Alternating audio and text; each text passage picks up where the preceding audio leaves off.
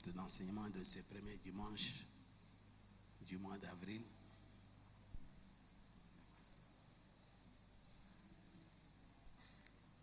Nous allons parler sur un sujet. Mais avant d'en arriver là, nous devons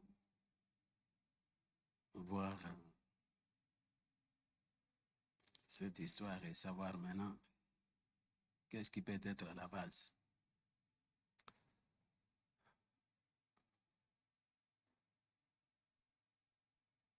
Dans la Bible, précisément dans l'Épître aux Corinthiens, chapitre 3, verset 10, il y a l'apôtre qui déclare ceci. Selon la grâce de Dieu qui m'a été donnée, j'ai posé les fondements comme un sage architecte, mais un autre battu dessus. Mais que chacun prenne garde à la manière dont il bâtit.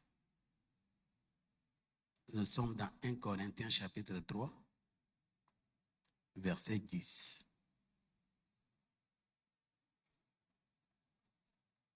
« 1 Corinthiens chapitre 3, verset 10.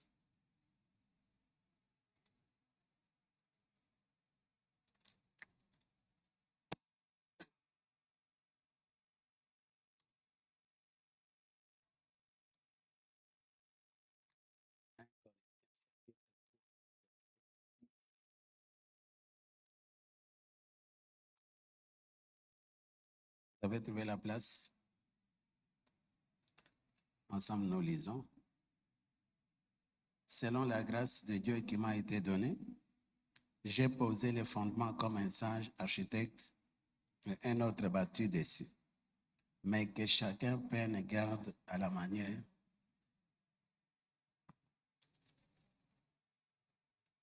Si vous restez dans cette référence,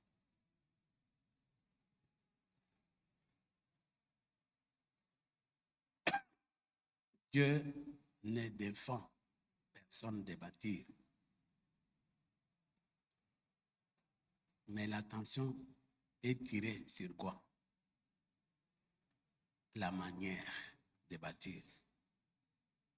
Que chacun prenne garde à la manière dont il bâtit dessus. Le fondement, c'est Christ que nous avons tous reçu. Mais la maison ne s'arrête pas au fondement non plus. Il faut élever les murs, il faut la toiture. Il faut ceci pour que la maison soit habitable. Le fondement était posé, savoir Jésus-Christ. Mais la Bible dit que chacun prenne garde à la manière dont il bâtit dessus. Ça, c'est un sujet de réflexion. Que chacun prenne garde à la manière dont il bâtit. Pour tout un chacun de nous, il y a longtemps que nous sommes dans le Seigneur, moins encore que nous l'avons accepté comme notre Seigneur et Sauveur. Nous sommes en train de marcher. Comme je vous l'ai dit souvent, la vie chrétienne est fondée sur les promesses que Dieu nous a faites et ces promesses qui sont contenues dans la Bible. Ce sont elles, ces promesses qui nous montrent comment nous pouvons vivre cette vie. Ce sont ces promesses qui nous montrent comment nous pouvons posséder ceci ou cela. Ce sont ces promesses qui nous montrent comment nous pouvons vivre sur cette terre. Ce sont ces promesses qui nous donnent la garantie. Dieu nous a promis beaucoup de choses. Bon, je voulais savoir, nous sommes en train de parler sur la manière de bâtir. Les constats que Dieu a révélés, je voulais savoir si il est vrai ou faux? Et quel est ses constats? Alors chacun de nous doit considérer cela d'une manière personnelle et individuelle. Quel est ses constats? La différence entre ce que Dieu a dit et ce que j'ai vu. La différence entre ce que Dieu a dit, je ne suis pas en train de dire ce que Dieu va dire. Je dis ce que Dieu a dit. Donc, c'est-à-dire il a déjà dit. Et ce que tu vis. Est-ce que c'est la même chose? En considérant la manière, c'est la même chose. La différence entre ce que Dieu a dit et ce que j'ai vu. Comment tu trouves? Toi qui es dans le Seigneur depuis plusieurs années. Ce que Dieu a dit, ou encore ce qu'il a déjà mis par écrit pour toi dans la Bible, est-ce que c'est ce que tu es en train de vivre? C'est une question que je te pose. Mon souhait est qu'on considère la chose ensemble. Est-ce que cette différence, elle est vraie ou fausse? La différence entre ce que Dieu a dit et ce que j'ai vu. Est-ce que c'est la même chose? Je ne parle pas aux chaises, je m'adresse à vous. Nous devons interagir. Ce que Dieu a dit et ce que tu vis, c'est la même chose?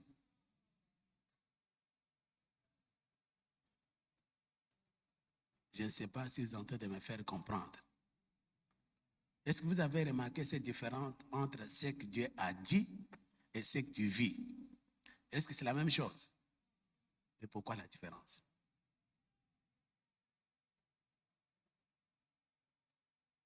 Je ne parle pas de ce que Dieu va dire, je parle de ce que Dieu a dit et ce que tu vis. Est-ce que c'est la même chose? Mais pourquoi cette différence?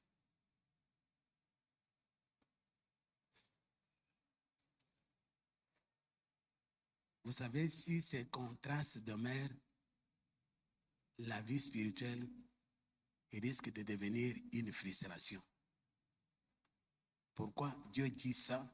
Moi, je vis le contraire de ce que Dieu est en train de dire. Et qu'est-ce que vous en pensez? Les problèmes sont au niveau de Dieu?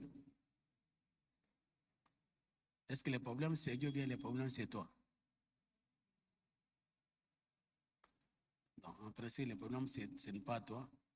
Le problème c'est moi, le prédicateur.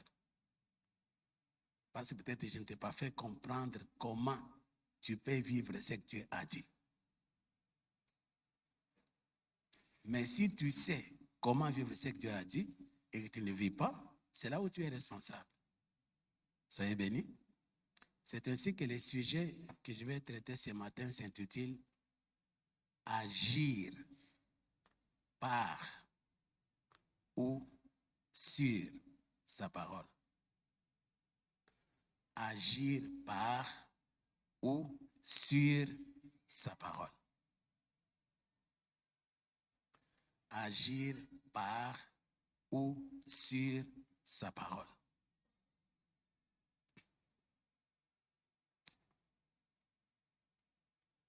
Et vous devez comprendre que dans le domaine spirituel, l'action ou bien les actions ne peuvent jamais être menées d'une manière collective. Dans le domaine spirituel, l'action doit être menée individuellement. C'est-à-dire que c'est chacun de nous qui doit mener l'action. Pas d'une manière collective, mais d'une manière individuelle. Même le salut, Dieu l'a prévu pour tous, mais chacun doit être sauvé individuellement. Donc, agir par ou sur sa parole. Ce n'est pas la même chose, il y a la différence.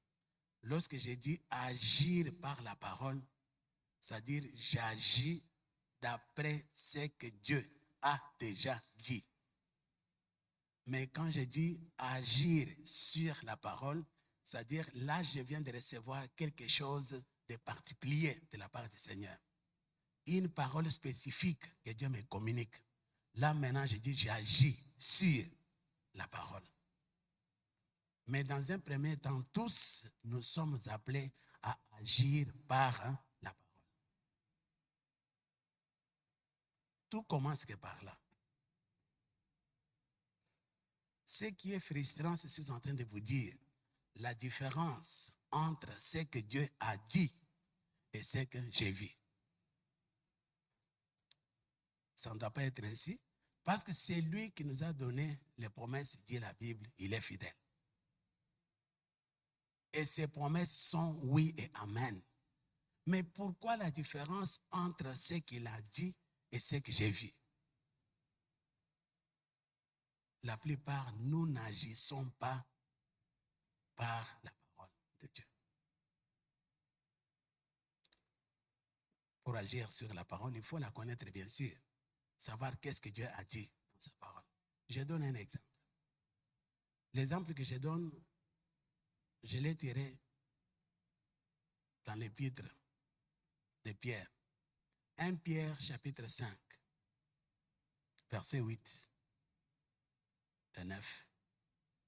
1 Pierre chapitre 5, verset 8 et verset 9.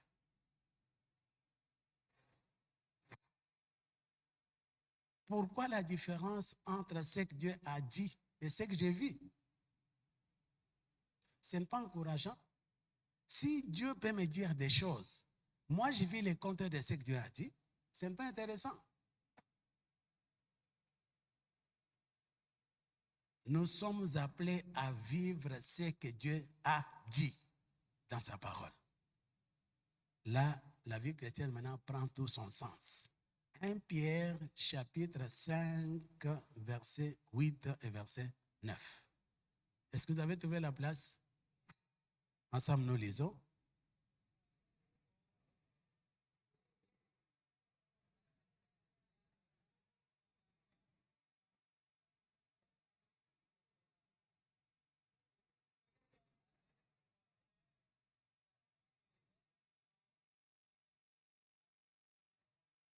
En restant dans cette écriture, Satan va rôder sur la terre jusqu'à quand? Satan va rôder sur la terre jusqu'à quand?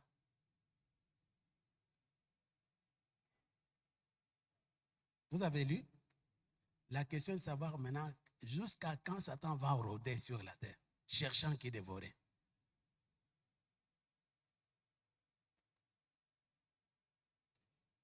Oh, la question est difficile.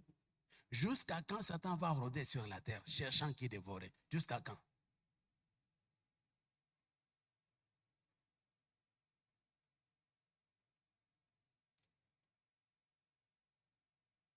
Mais vous m'étonnez. Vous avez lu ou non? La question est simple. Jusqu'à quand Satan va rôder sur la terre, cherchant qui dévorer? Jusqu'à quand?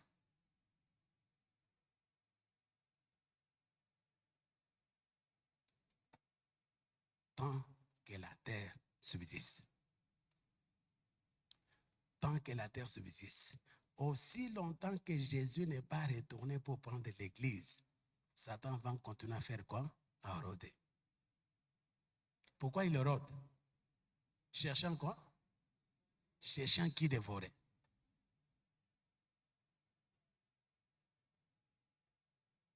Nous ne pouvons pas, par nos prières, même si nous avons toute la foi pour transporter des hautes montagnes, nous ne serons jamais en mesure d'annuler cette action. Vous savez pourquoi? Si Dieu ne l'a pas annulé, nous ne pouvons pas l'annuler. Dieu l'a voulu ainsi. C'est vrai que d'après la Bible, Satan est déjà condamné, mais il est en liberté provisoire. Aussi longtemps que nous vivrons sur la terre, le travail de l'ennemi, c'est de faire quoi? D'éroder. Chercher qui? Dévorer. Mais vous croyez que Dieu, dans son amour, il a laissé Satan rôder cherchant qui dévorer sans nous donner les capacités, les moyens pour contourner ce qu'il est en train de faire, ces actions? Non. Que Satan rôde, ce n'est pas mon problème. Moi, je sais une chose. Je suis en train de combattre avec quelqu'un qui a été déjà détrôné. Il cherche qui dévorer.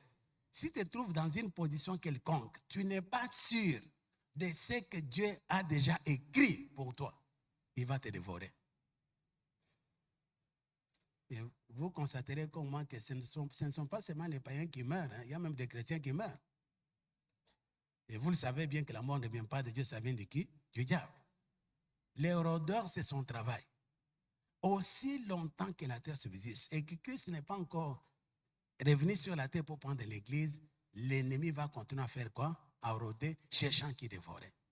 Mais pour nous qui sommes du royaume, Dieu a déjà dit. Soyez bénis. Alors pour contrer les actions du diable, je dois considérer ce que Dieu a déjà dit. Qu'est-ce que Dieu a déjà dit? 1 Jean 4, 4. Qu'est-ce que Dieu a déjà dit?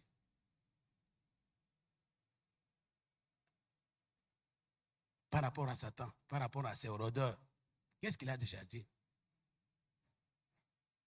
Ce n'est pas moi qui va l'empêcher de rôder, c'est son travail. Même si j'ai toute la foi, je n'empêcherai jamais Satan de rôder, c'est son travail. Mais je dois rester dans ce que Dieu a déjà dit. C'est-à-dire, il m'a donné les dispositions que je dois prendre pour contrer les actions de ces rôdeurs. 1 Jean 4, 4. Vous avez trouvé? Qu'est-ce qu'il vous dit?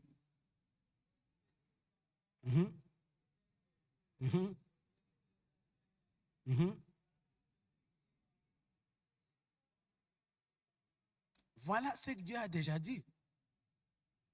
Celui qui est en moi, il est plus grand que celui qui est dans les mondes.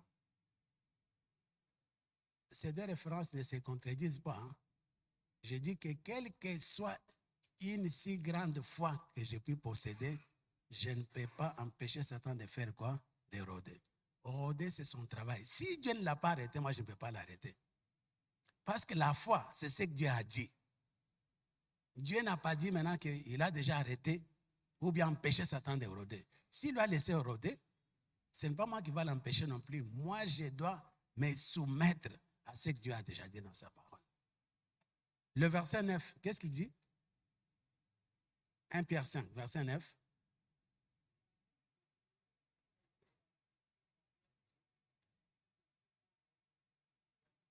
Un Pierre. Tu es où? 1 Pierre chapitre 5, verset 9.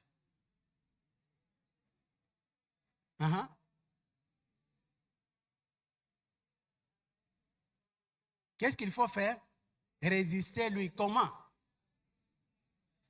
Une foi ferme. Est-ce que vous savez ce que veut dire une foi ferme? Une foi ferme, c'est-à-dire, quoi que je sente, quoi que je voie, je ne bouge pas. Je reste attaché à ce que Dieu a déjà dit. Si Dieu a dit qu'il m'a guéri, quoi que je sente dans mon corps, je dois déclarer dans ma bouche, Dieu m'a guéri. C'est ça une foi ferme. Ce n'est pas ce qui arrive à mon corps qui va changer ma position non plus. Je dois développer en moi une foi ferme. Bon, les rôdeurs, qu'est-ce que Dieu a déjà dit à propos de lui? Nous sommes dans Jacques chapitre 4, verset 7.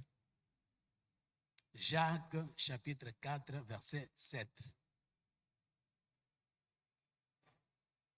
Jacques chapitre 4, verset 7.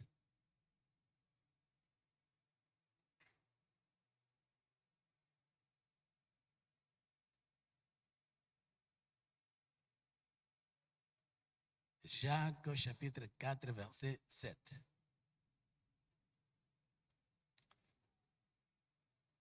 Vous avez trouvé la place? Ce sont deux témoins différents. Qu'est-ce que Jacques, de son côté, déclare à propos de ces rôdeurs? Qu'est-ce qu'il a dit? Jacques 4, 7, vous lisez?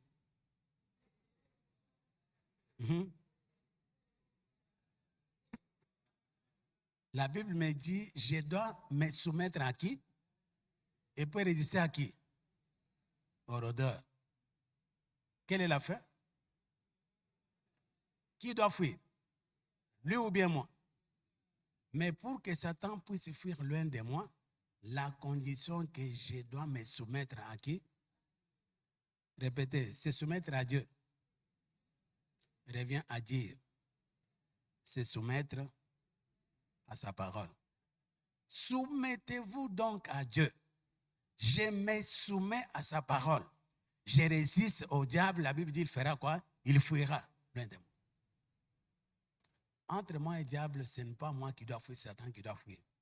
Mais la plupart, nous fuyons devant le diable. Je quitte cette maison, je quitte ces lits, je quitte cette chambre, je sens qu'il y a des présences bizarres. Maintenant, qui a fui qui? Qui doit fuir qui? Que dit la Bible? Alors je le vois que vraiment il a des pratiques bizarres, je ne peux pas vivre avec lui. Si toi tu fuis, tu as fait l'œuvre de qui? Qui est censé fuir? C'est toi ou bien c'est le diable? Alors si toi tu fuis, la raison est toute simple. Tu ne t'es pas soumis à la parole de Dieu. Bien-aimés, ce que nous cherchons est que nous devons parvenir dans notre marche chrétienne. Nous devons parvenir à vivre ce que Dieu a dit. Ce que nous refusons, c'est la différence entre ce que Dieu a dit et ce que j'ai vu. C'est pourquoi le sujet dit agir par la parole ou agir sur la parole. Là, je suis en train de traiter le premier aspect, agir par la parole. Voilà ce que la parole de Dieu dit. Le rôdeur, il est en train de rôder cherchant qui dévorer. Nous devons lui résister par une foi ferme. Jacques dit, résistez-lui. Soumettez-vous donc à Dieu, résistez au diable et il fuira loin de vous.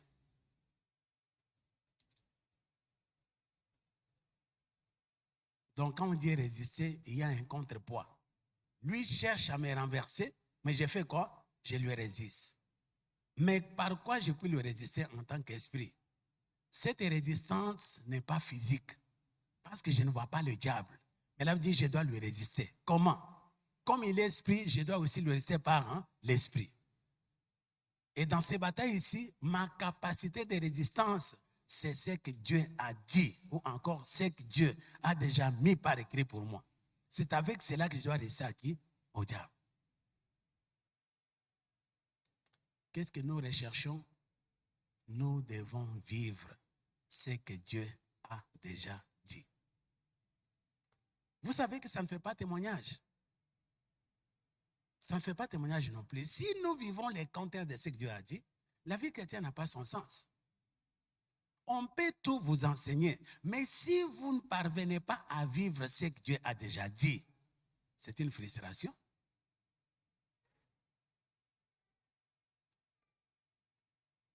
Tu peux dire aux gens, autant d'enseignements que tu as reçus, autant de séminaires auxquels tu as participé, autant de ceci que tu as vu, tu peux aller avec l'Internet aujourd'hui, tu peux entendre tout ce que tu vas entendre.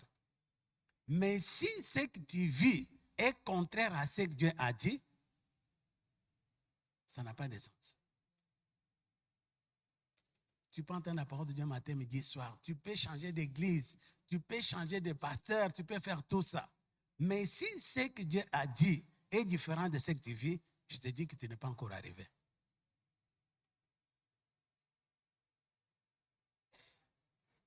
Nous ne devons pas faire honte à l'œuvre de la croix. Quand vous pensez à la souffrance que Christ a endurée à la croix, non pas pour lui. S'il est allé à la croix, pour quelle raison? Qu'est-ce qu'il avait péché? Qu'est-ce qu'il avait commis comme péché? C'était quoi son problème dans l'affaire? Pourquoi il a souffert la croix? S'il a tout récupéré dans les mains du diable, il a récupéré pour qui? Pour lui? Il n'a pas besoin de richesse, il n'a pas besoin de l'or, de l'argent, tout lui appartient. c'est toi qui avais donné toutes ces choses à l'ennemi à travers Adam. Le deuxième Adam, Jésus venait récupérer toutes ces choses. Il a récupéré tout. Il a mis tout cela à notre disposition. Bien-aimés, si nous ne pouvons pas vivre de ces choses, c'est une grande frustration pour celui qui a payé un grand prix à la croix.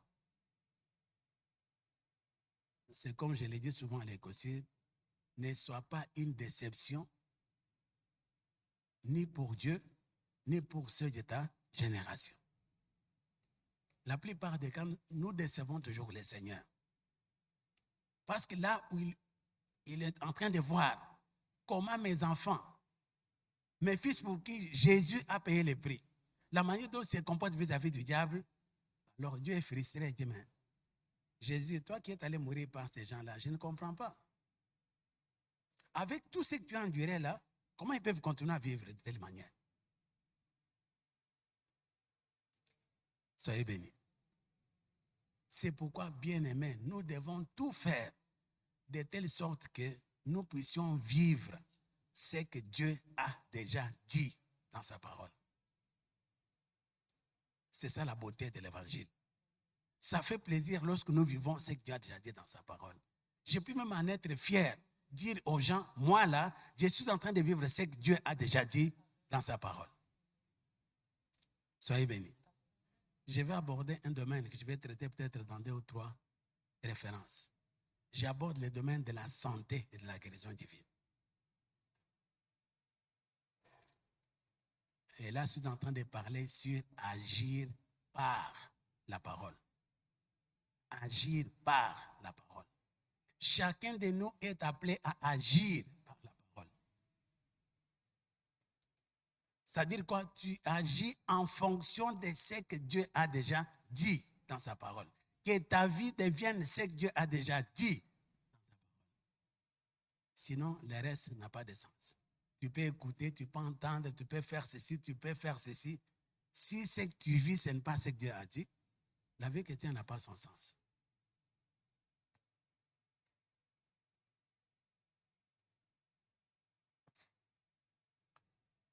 Nous prenons la référence de Matthieu chapitre 8, verset 17.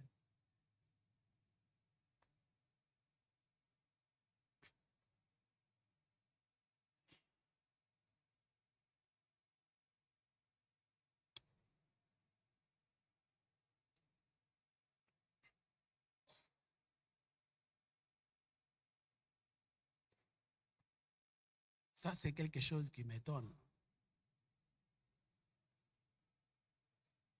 Quand je vois un enfant de Dieu, principalement les membres de cette commission, tomber malade, je suis plus que scandalisé. Parce que je me dis toujours, mais c'est quoi au fait? Ça arrive comment? Vendredi à la guérison, j'avais parlé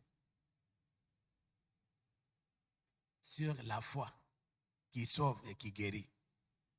J'ai abordé beaucoup de choses dans cet enseignement. Quand j'ai terminé le vendredi, j'entre au bureau, c'est comme si je sortais d'une chambre froide.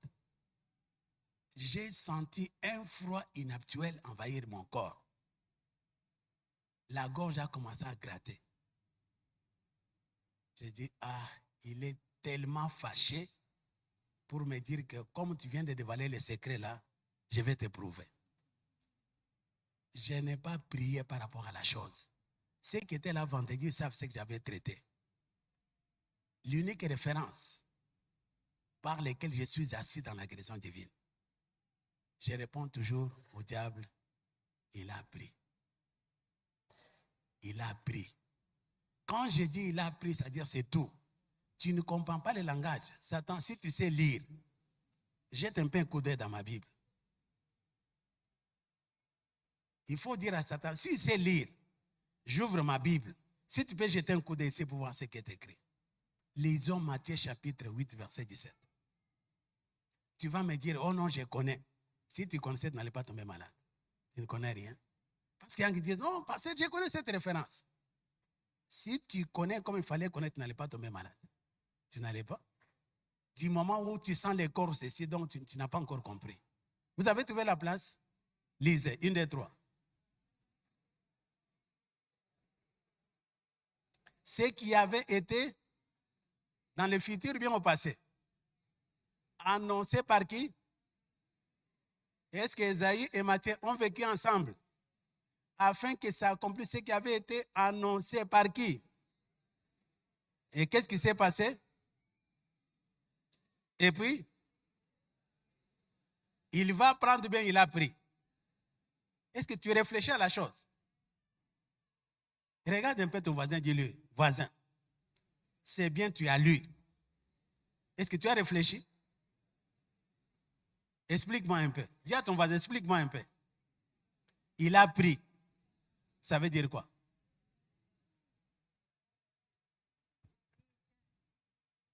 Quand on dit il a pris, qu'est-ce qui reste? Mais tu ne peux pas penser maintenant, si la Bible me dit qu'il a pris, il s'est chargé. Ce qui m'arrive là, ça peut venir de qui?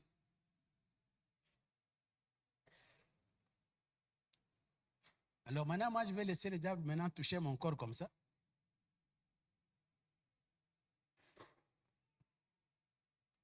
Soyez bénis. Il faut laisser la parole de Dieu monter une garde tout autour de toi. Je n'ai pas besoin de garde du corps. Je dois laisser la parole monter la garde tout autour de moi. Ça dit que là où il cherche à me toucher, c'est la parole de Dieu. Alors, dans tout ce que j'ai senti là, vous voyez que je suis en train de tousser un peu. Tout ça, ce sont des séquelles qui sont laissées pour te montrer que c'est un menteur. Je me suis senti, je me dis, mais c'est quoi ça, cette histoire? Mais je te dis, à vrai dire, je n'ai pas prié, je n'ai pas déclaré. Pauvre diable, il a pris. C'est fini. Par il a pris, ça veut dire quoi? Ça veut dire qu'on pense tout ce que tu es en train de faire là, je ne connais rien. Je sais seulement une chose. Hein?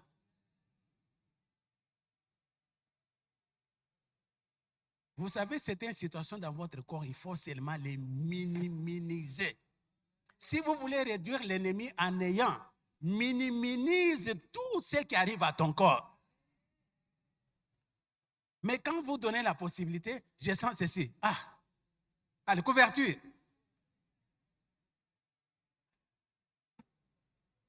Alors maintenant, là, il se dit que oui, c'est atteint. Les flèches là, ça lui atteint. Il est où? Au lit. Il me rend toujours qu'il fasse encore les baba. Vous savez, quand vous êtes attaqué jusqu'au niveau de ses couchettes, bien aimé, même les parlants en langue là deviennent lourds. C'est pourquoi il ne faut pas attendre ces temps-là. Il ne faut pas attendre qu'il y ait ceci pour faire ceci. La Bible te dit qu'il rôde. Ça, je le sais. Je dois me préparer en conséquence. C'est pourquoi il faut que la parole là soit là. Il me bouge, il a pris. Si tu sais lire, tu peux terminer avec le reste. Je sais seulement une chose, hein? Il a pris. Ce n'est pas le temps de mettre debout. Oh Seigneur, je te chasse. Je ne les chasse pas, je donne les ordres. Il a pris. Lui-même, il a fermé ses clics, ses claques. Pas m'allonger. Oh non, vraiment, cherchez-moi. Qu'on cherche quoi? Qu'on te cherche quoi? Répétez, pas de différence entre ce qu'il a dit et c'est ce que j'ai vu. Pour y parvenir, je dois agir par la parole. Je dois agir par la parole. C'est pourquoi la Bible nous exhorte que la parole de Dieu habite abondamment parmi vous. Donc, ce sont les moyens par lesquels nous pouvons assurer notre défense. J'assure ma défense que par ce que Dieu a dit.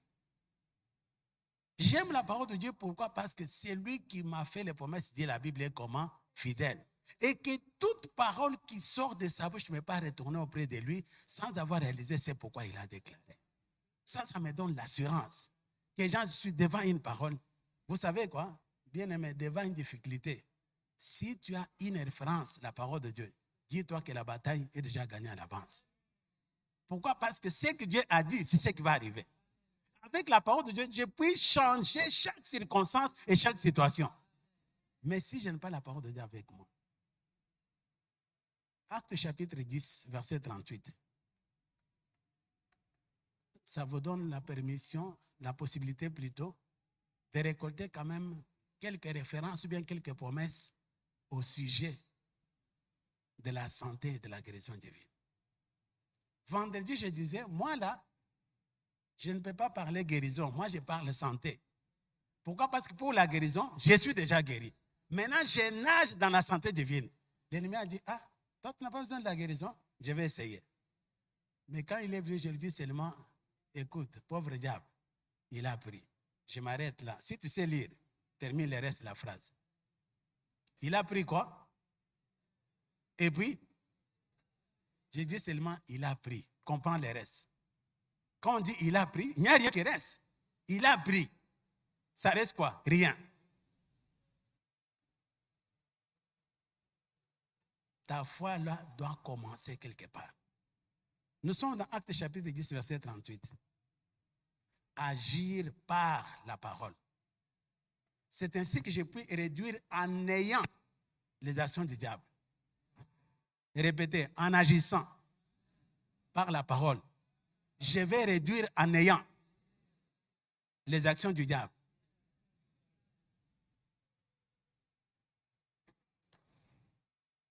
C'est ainsi, bien aimé, quand vous lisez la Bible, cherchez à comprendre, même si tu n'as pas la révélation, cherchez à comprendre quand même la formulation de la référence. Comment cette référence a été formulée? En quels termes? Quels sont les verbes utilisés? Cherchez à comprendre ce qui est dit dans la référence. Acte chapitre 10, verset 38. Vous avez trouvé la place? Ensemble, nous lisons.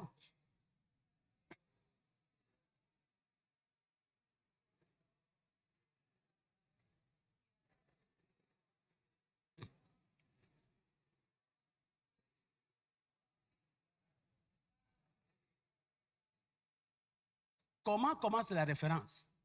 Vous savez comment. Ça, c'est une façon de répondre à l'ennemi. Satan, tu sais comment. Vous savez comment. Tu sais comment. Même s'il dit vous savez, c'est-à-dire lui et ses démons.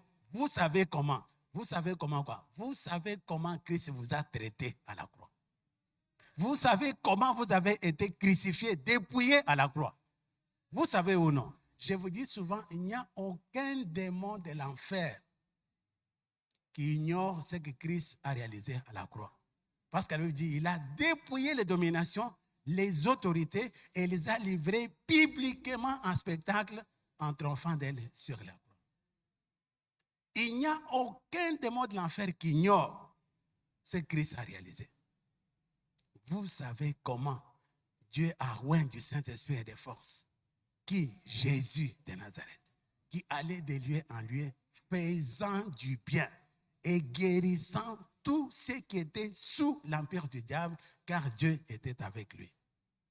Lorsque Christ a commencé le ministère de la guérison, c'était même avant que le salut ne soit accessible aux hommes. Il a commencé son ministère que par les guérisons physiques. C'est pour vous dire comment Dieu se met en peine de notre santé. Avant que nous soyons nés de nouveau, la guérison avait déjà commencé pendant ce temps-là. Et vous remarquez, tel que nous avons lu vendredi dans la Bible, tout le monde dont nous avons énuméré les cas, la femme à perte du sang, la guérison sectaire du centenier, le désavec qui était guéri, c'était avant ou bien après la croix.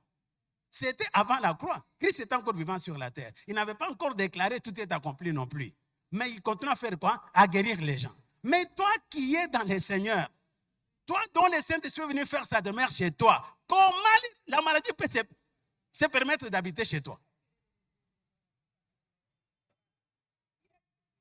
Sans honte, abonné des hôpitaux et des médecins.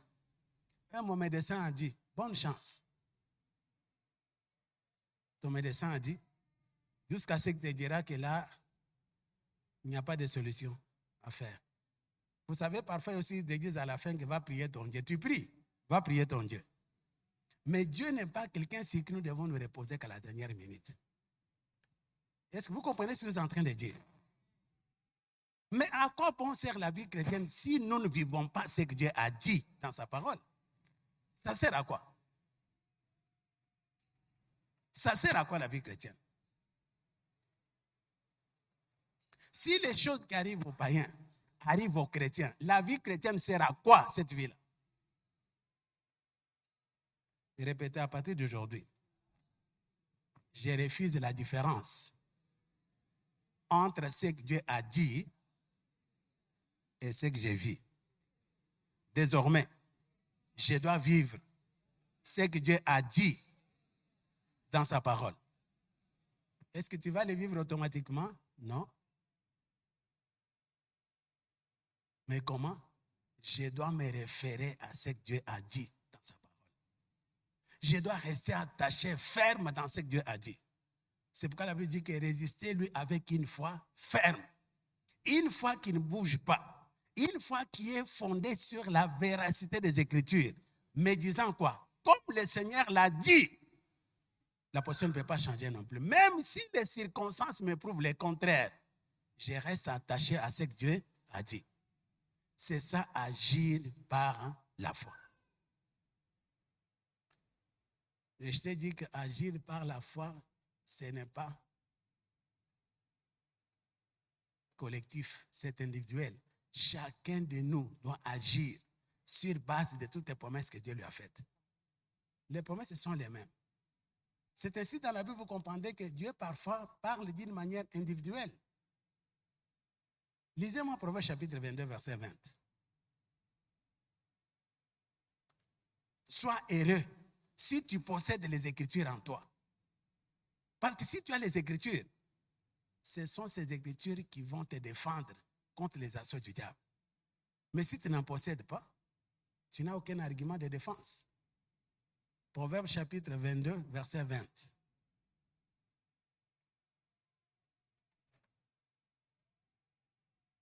Proverbe chapitre 22, verset 20. Vous avez trouvé la place? Ensemble, nous lisons.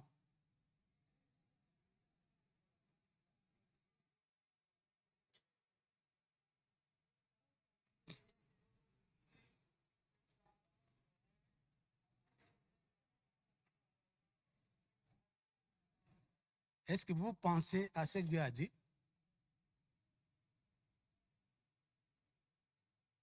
Pourquoi il a formulé cet éléphant de cette façon?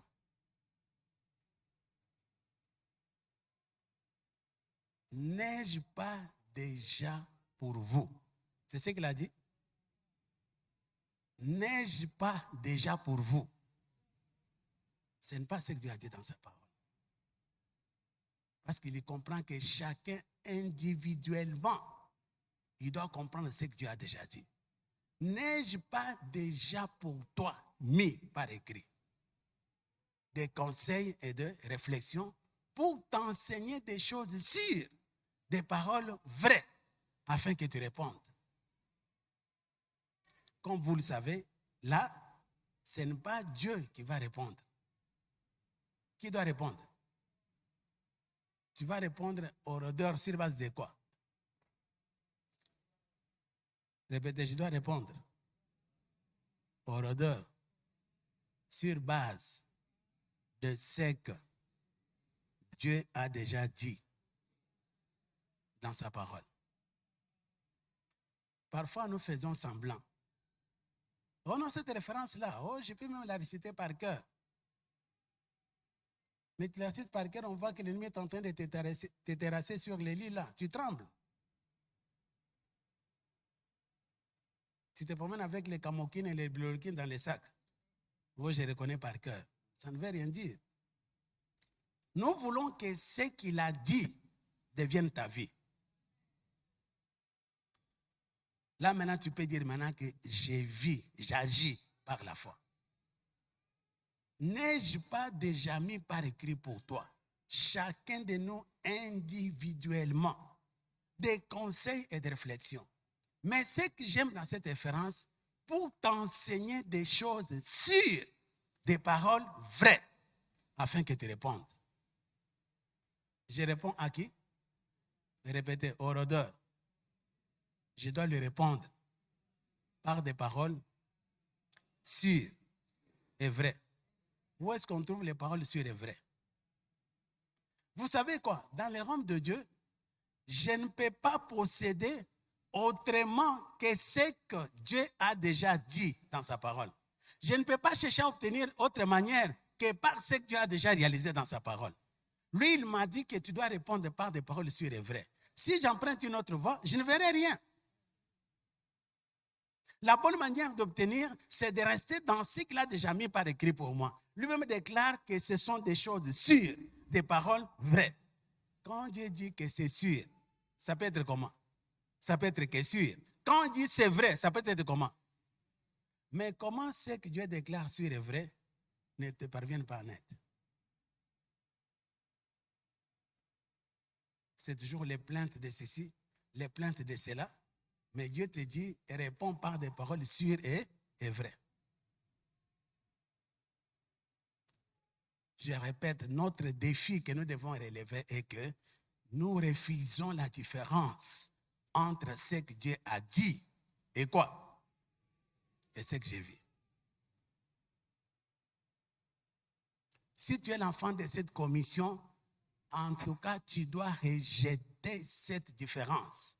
Tu dois te dire à partir d'aujourd'hui, je dois vivre ce que Dieu a dit. Je refuse la différence entre ce qu'il a dit et ce que j'ai vu.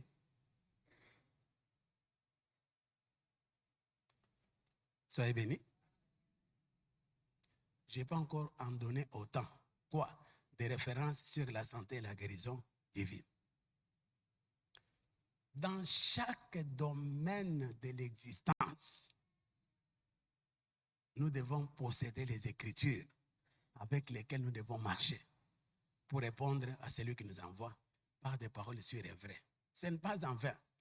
Et là, vous comprenez dans Proverbe, ce n'est pas un prophète qui parle, ce n'est pas un apôtre qui parle, c'est Dieu lui-même. Il te rappelle, n'ai-je pas déjà pour toi mis par écrit? Je l'ai déjà fait. Je ne vais pas le faire, je l'ai déjà fait. C'est comme je vous dis souvent, il n'y a aucune situation sur la terre qui peut prendre Dieu par surprise. S'il a dit, il a déjà mis. Ce qu'il a mis par éclat, c'est pour chaque situation sur la terre. Il n'y a rien que Satan peut inventer aujourd'hui. Il n'y a rien. Toutes ces stratégies, même si elles ont variantes et multiples, Dieu les a déjà toutes contraintes par sa parole. C'est-à-dire, à tout ce qu'il peut faire, il y a déjà une écriture avec laquelle nous devons répondre à l'ennemi. Satan n'invente rien de neuf. Si Dieu ne peut pas inventer ce qui est neuf, il apporte des raisons, lui, Satan, qui est limité. C'est pourquoi notre devise est que je dois vivre ce que Dieu a dit dans sa parole. Je refuse la différence entre ce que Dieu a dit et ce que j'ai vu. Ça, je refuse. En ce qui concerne agir par la parole, nous pouvons traiter beaucoup de domaines là-dedans. Mais si nous pouvons y entrer, on va dormir ici. Le problème de cet enseignement, c'est de vous amener à posséder quand même en vous-même les Écritures pouvant vous permettre de répondre à celui qui vous envoie. Parce que Dieu a déjà mis par écrit pour nous. Notre force dans la marche spirituelle, c'est ce que Dieu a dit. Lorsque l'ennemi est allé attaquer Jésus, fils de Dieu qui n'a jamais commis aucun péché sur la terre, pour lui montrer parce qu'il a vu que bon, il avait une chair semblable à la nôtre, connaissant que c'est un homme, il a su comment il est né, il a cherché par des fois à les tuer, ça n'a pas été. À sa grande surprise, lors de son baptême, le ciel dit, mon fils bien-aimé, il est allé le tenter pour lui dire, si tu es fils de Dieu. Comment il pouvait le savoir? C'est parce qu'il entendait la voix du Seigneur déclarant que celui-ci est mon fils. Mais lorsqu'il est allé tenter le fils qui avait tous les pouvoirs, il n'a pas recouru aux anges. Oh papa, envoie-moi Michael, qu'il vienne combattre. Non. Comment Jésus s'est défendu? Il a mené Satan sur les terrains de il est écrit. C'est là où la bataille fut gagnée. Si tu es fils de Dieu, ordonne à ces pierres qui deviennent des pains. Il est écrit, l'homme ne vivra pas de pain seulement. Il a mené sur les hauts du temple. Comme il a compris que Jésus est allé sur le terrain, il est écrit, lui aussi s'est émissé sur le terrain, il est écrit. Jette-toi en bas, parce qu'il est écrit qu'il enverra tes anges. On lui répond, tu ne tenteras jamais le Seigneur, ton Dieu. Soyez bénis. Jésus est resté sur le terrain de il est écrit jusqu'à ce que Satan a pris fuite. Toi, tu veux gagner la bataille spirituelle comment? Par le sang de Jésus. C'est ce que vous avez compris si tu es membre de cette commission depuis longtemps. On ne fait pas mention des sang de Jésus ici. Au sang de Jésus. Les sangs de Jésus. Avec vos prières. Vous savez, ceux qui invoquent les sangs de Jésus devant cette soirée, c'est la peur. Vous êtes animés de la peur. Il n'y a rien d'autre. Ou que le sang de Jésus fasse les tapis sur lesquels tu veux marcher toute la journée. En accord. En accord? En accord. Quand on dit ils l'ont vaincu, c'est quel temps? Et alors, si je l'ai vaincu par ce sang-là, donc ça veut dire quoi? L'ennemi qui a été vaincu par le sang, il continue à me vaincre jusqu'à aujourd'hui. Alors, pourquoi je dois référence au sang? C'est ainsi, lorsqu'il est parti, il ne nous a pas laissé le sang, il nous a laissé son nom. Il a dit, à mon nom, vous chasserez. Il n'a pas dit qu'à mon sang. Le sang de Christ intervient dans notre marche, qui est lors de la Sainte Seine. Et je profite de vous annoncer la bonne nouvelle. Dimanche prochain, nous aurons la Sainte Seine.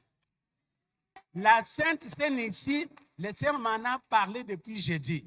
Il a dit, la table que tu vas organiser, c'est la table de la santé divine. Nous allons nous unir à cette table dimanche. C'est l'unique occasion à laquelle nous nous unissons au sang de qui? De Christ. Mais je ne vais pas utiliser le sang pour chasser les démons non plus. Répétez lui-même Jésus. Il chassa les démons par sa parole. Il n'a pas dit aux disciples, maintenant je suis parti, à mon nom, à mon sang, vous allez chasser les démons. Qu'est-ce qu'il a dit? Voici les miracles qui feront quoi? Continuez. À mon sang. De vous utiliser le sang sur base de quoi? Est-ce qu'il y a des gens qui utilisent le sang de Jésus ici? Il ne faut pas faire semblant, frère. Tu peux avoir ta délivrance aujourd'hui. Il y a des gens qui invoquent le sang de Jésus ici. Mais vous le faites en accord avec l'Écriture. Tout ce que vous faites qui n'est pas en accord avec la parole de Dieu, c'est vous à l'échec. L'ennemi se moque de vous. On sait que ce sang-là, déjà vaincu. Et nous l'avons vaincu à cause de ce sang. Aujourd'hui, ce que nous devons utiliser lors des attaques, c'est les Écritures, ce qu'il a dit dans sa parole. Il n'a pas dit à mon sang, vous chasserez les démons. Il a dit à mon nom, vous chasserez les démons. Ceux qui font référence au sang de Jésus, comme je viens de vous le dire, c'est à cause de la peur seulement. Oh, le sang de Jésus, le sang de Jésus. Je bois le sang de Jésus. J'ai entendu une chose qui m'a fait étonner. Les gens qui faisaient la différence. L'un pasteur qui fait la différence. Alors à la fin de vous dire, je te fais boire le sang de Jésus. Toi, tu fais boire aux démons le sang de Jésus. D'abord, Satan se moque parce que ce que tu dis là n'est pas biblique. Toi, Satan, je te fais boire le sang de Jésus. Ça, c'est la peur qui vous anime. Soyez bénis. Les démons, nous les chassons au nom de qui? Et non? Vous continuez à appliquer le sang. Hein? Oh, le sang de Jésus. Le sang de Jésus.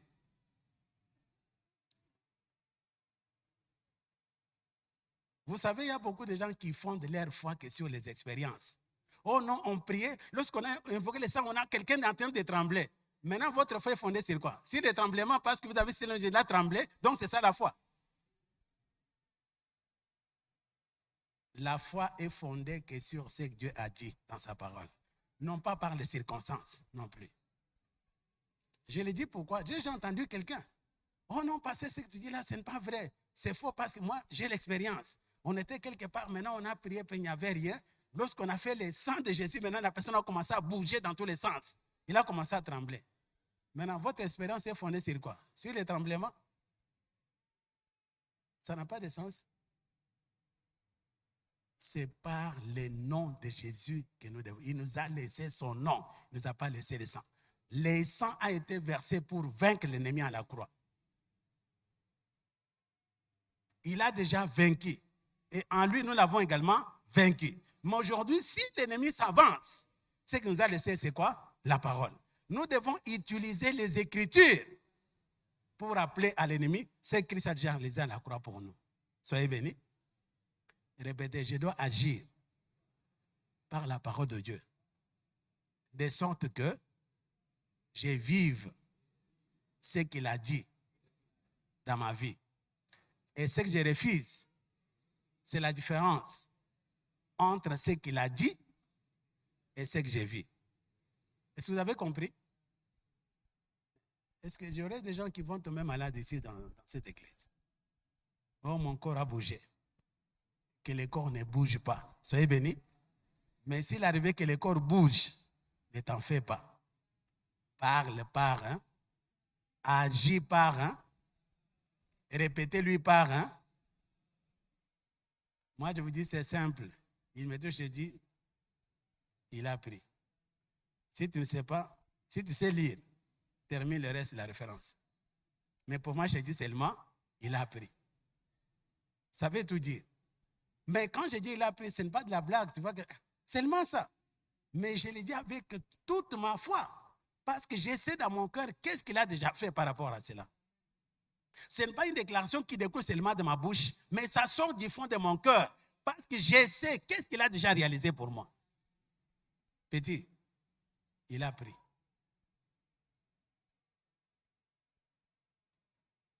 Quand je dis il a pris, donc, ma foi tout entière est dans il a pris. Et puis quand je dis il a pris, ce n'est pas que je dis il a pris maintenant. Je commence à sentir le corps, oh non, écoute, je vais m'allonger un peu. Alors si vous pouvez, non, je ne m'allonge pas. Je me mets debout. Je commence à faire ce que je ne pouvais pas faire. Bien aimé, le problème c'est de réduire l'ennemi en néant. Il ne faut pas lui accorder une importance quelconque. Répétez, nous combattons avec les forces détrônées. Quand on dit détrôner, ça veut dire quoi? Répétez, nous combattons avec les forces dépouillées. Notre force dans cette bataille, c'est ce que Dieu a dit. Nous devons amener chaque circonstance sur le terrain de ce qu'il a dit. Comme Dieu l'a déjà dit, la solution est là. Je ne bouge pas. Soyez bénis. Bon, désolé par le temps, je ne peux pas aborder maintenant agir sur la parole parce que je serai au-delà du temps. Désolé, j'attends passer. Soyez bénis. Que le Seigneur vous bénisse.